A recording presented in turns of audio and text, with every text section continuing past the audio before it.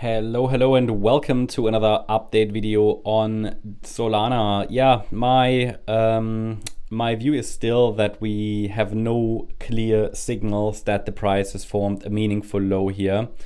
So this even does look a bit like a 5-wave decline now. It's not very clear though. It's pretty sloppy price action.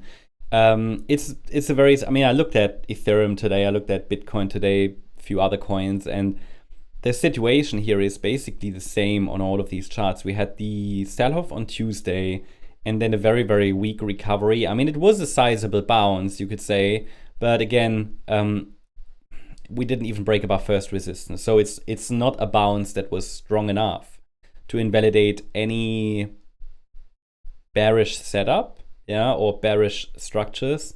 And as long as we stay below $166, we haven't even broken above the very first resistance.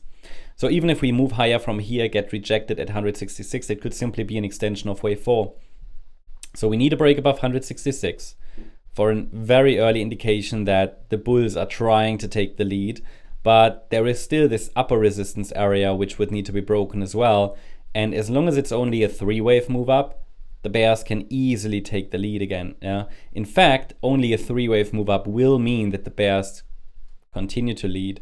The bulls are trying, but if they can't give us that 5th wave, 1, 2, 3, 4, 5, above resistance, there is no sign of a bullish setup. I explained over the last few days that a lasting low could have formed, but really based on this, there's no setup. So I just mentioned the potential.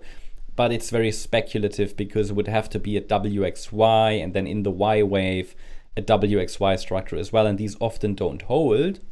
So I think there is still a good chance and a higher chance at the moment, higher probability, that Solana will find its way lower somehow. Either more directly, in the blue scenario in a 5th wave, or maybe via a diversion in this yellow scenario.